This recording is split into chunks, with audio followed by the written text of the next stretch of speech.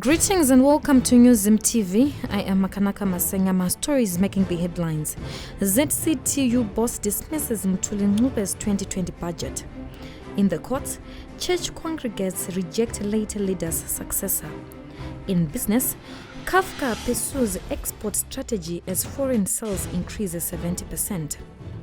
In sports, Marvelous Nakampa says Warriors need to correct Botswana mistakes. Now for the news in detail. Zimbabwe Congress of Trade Unions President Peter Mutasa has dismissed Finance Minister Mthuli Ncube's 2020 budget, which he described as anti-workers. Mutasa made the remarks while contributing to debate during the post-budget breakfast meeting recently. The firebrand trade unionist said Ncube ignored the reality Zimbabwean workers were facing, adding that the budget was far from being pro-poor as it was widely described. He also condemned the Treasury boss for ignoring the input of ordinary workers during the budget formulation stages. In the 2020 budget, Mutasa said workers' expectations were to see the current currency confusion resolved as a matter of urgency, something that has been the value of wages shrink to a point where a worker who used to earn $400 during the multi-currency regime now earns an equivalent of $40 in Zim dollar terms. Cases of illegal diamond panning in Marange are likely to drop following a new deal which will see local communities partnering the Zimbabwe Consolidated Diamond Company and UK stock-listed company Vast Resources to mine the gems in the Chadzwa diamond fields. ZCDC Chief Security Officer Elias Mvere recently told an all-stakeholders Diamond Indaba held in the eastern border town last week that a total of 3,259 illegal diamond panners were arrested from January to November this year, with locals constituting 79% of the arrests.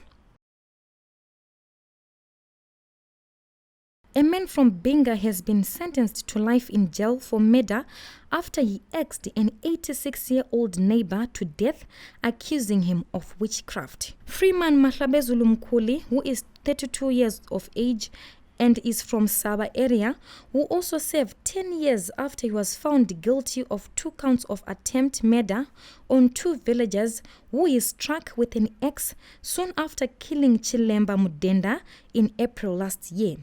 Bulawayo High Court Judge Thompson Mabikwa, who was on circuit in Hwange last week, found Ncube guilty of murder with actual intent. The judge said Ncube deserved to be permanently removed from the society, but said he was lucky not to get the death sentence by hanging, as the court had considered his belief that the deceased was a wizard. In the courts, Mugodi Apostolic Faith Church congregates are challenging a decision by the late Bishop Tadeu Mugodi's son, Washington, to hand over the leadership of the religious group, arguing he is not the lawful leader. Washington was appointed the acting vice bishop by his late father when he was ailing, a move that was successfully challenged by the church through Tony Sigauke, the church's vice bishop, in August this year.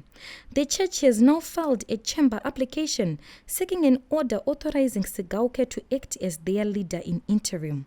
Court papers show that Sigauke is the next leader according to the church's constitution, but Washington is imposing himself against a ruling by the High Court prohibition his father to appoint him as his successor.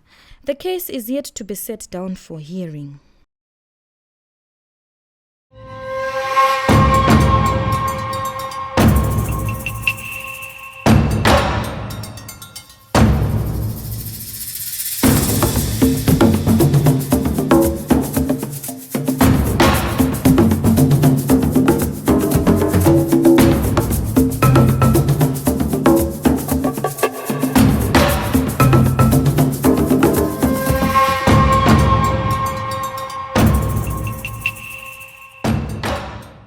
In business, Zimbabwe Stock Exchange listed cables manufacturer Kafka's pursuance of an export strategy has been prompted to 70% increase in foreign sales as the company moves towards hedging against international economic instability and hyperinflation.